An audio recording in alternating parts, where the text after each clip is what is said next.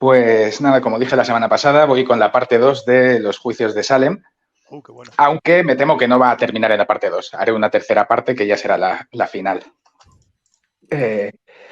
¿Por qué? Porque me voy a centrar concretamente en la historia de Marta Corgi, la acusada que dije al final de la sección pasada, esta señora de 72 años, que había expresado sus dudas públicamente sobre las acusaciones y que había conmocionado mucho a la comunidad.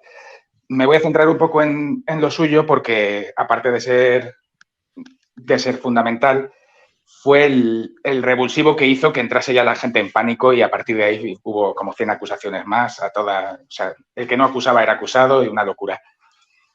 Y bueno, nada, como decía, esta señora en una reunión vecinal había afirmado que no creía que las brujas existieran y que las niñas habían hecho las acusaciones pues, mintiendo, ya fuera por motivos de disputas familiares por los terrenos o porque eran niñas.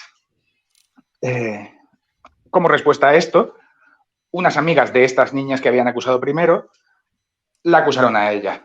Estas nuevas niñas, Ann Putnam y Mercy Lewis, fueron culpables de un montón de muertes y de más de 60 acusaciones a partir de ese momento.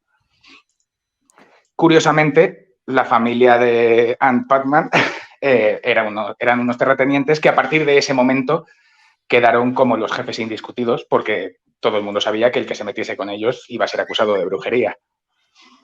Pero bueno, la pobre Marta no se daba cuenta de cuál era la situación de histeria en el pueblo y estaba segura de que iba a ser exonerada porque todo esto era un delirio. La propia detención de esta señora era lo que había demostrado lo que le pasaba a la gente que apelaba al sentido común. Por lo tanto, nadie iba a poner en duda ninguna acusación de brujería bajo el peligro de ser acusado él mismo. Durante el juicio, las niñas se dedicaron a imitar los movimientos. Eran niñas de unos 12 a 14 años, si no recuerdo mal. O sea, no eran niñas pequeñas. Sabían lo que hacían, sobre todo en esa época. Estaban a punto de ser consideradas adultas. Y las niñas se dedicaban a imitar todos los movimientos de Martha Corey y decían que las estaba controlando a distancia. Afirmaron que Satanás le susurraba cosas al oído y lo peor de todo, que vieron como un pájaro amarillo se posaba y bebía de su mano, lo cual fue la prueba definitiva para que el jurado la condenase a la horca. Recalco otra vez cuál era la situación de la población. O sea, si alguien de ese jurado opinaba que esa señora no era culpable, ese alguien iba a ser acusado inmediatamente después. Sí. O sea, había truqui. Claro. Ahí es cuando se ve claramente la presión social. Probablemente casi nadie de esas personas pensaban que esta señora había hecho algo, pero todos ellos estaban dispuestos a llegar a las últimas consecuencias con tal de librarse de ser señalados ellos los siguientes. Joder. Y el único que sí que la defendió fue su marido, de 81 años, Giles Corey, por lo que también fue detenido por brujería.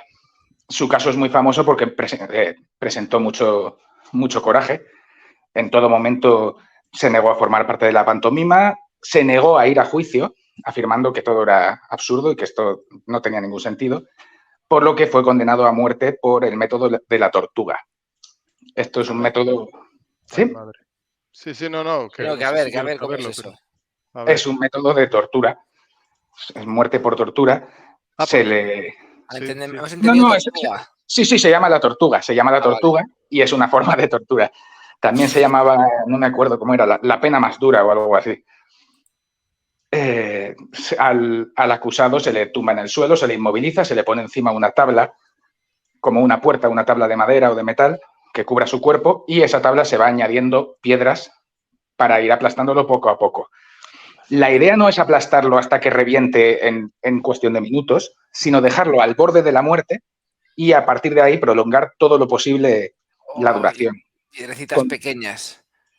Con todo lo posible, estoy hablando de todos los días posibles. O sea, hasta se especifica en la pena cómo se tiene que alimentar al reo. Un día se le dan 3 bocados del peor pan posible y al día siguiente 3 sorbos de agua que tiene que estar estancada. Y así todo el tiempo que pueda durar. Pues este señor, según el testimonio del propio sheriff, y no es que el sheriff fuese buena gente, el sheriff que le aplicó la pena, atestiguó que que se reprimió los gritos, no se quejó mientras le añadían las piedras. Durante 2 días no dijo ni una palabra y cuando después de los 2 días de rigor el sheriff le solicitó que confesase su culpabilidad, lo cual le libraría del dolor porque se lo cargarían inmediatamente, Giles Corey no solamente no la confesó, sino que las 3 veces que se lo pidieron, cada vez pidió más peso, por favor. Madre mía.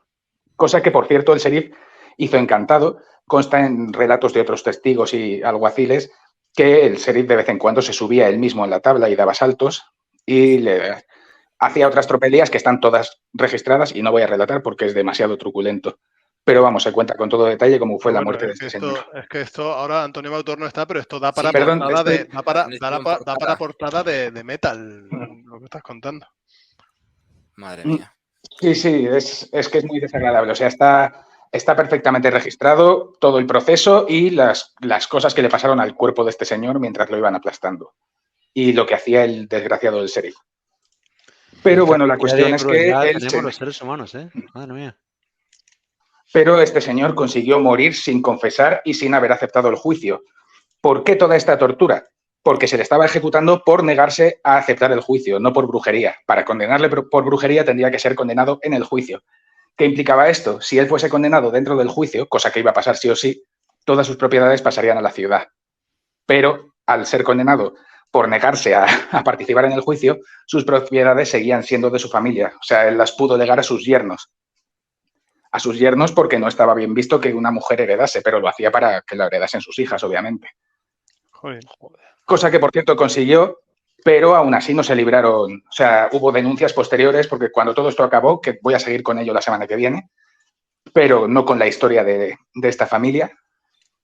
Así que lo adelanto ya. Cuando todo acabó y se demostró que los juicios habían sido negligentes y demás, aún así hubo presiones por parte de las familias que habían acusado a las familias que habían sido acusadas. Y estos herederos recibieron presiones para que les cediesen sus tierras. O sea, está bastante claro que todo empezó como una manipulación. O sea, todas estas niñas acusaban en base a lo que les ordenaban sus familiares. Y bueno, con esto lo voy a dejar. Ya la semana que viene terminaré, pero sin meterme en tanto detalle de todos los juicios, porque a partir de aquí fue cuando se desmadró la cosa y empezaron las denuncias a lo loco. Madre mía, bueno, pues la semana que viene te estaremos... No, dentro de 2 semanas te estaremos esperando para ese desenlace.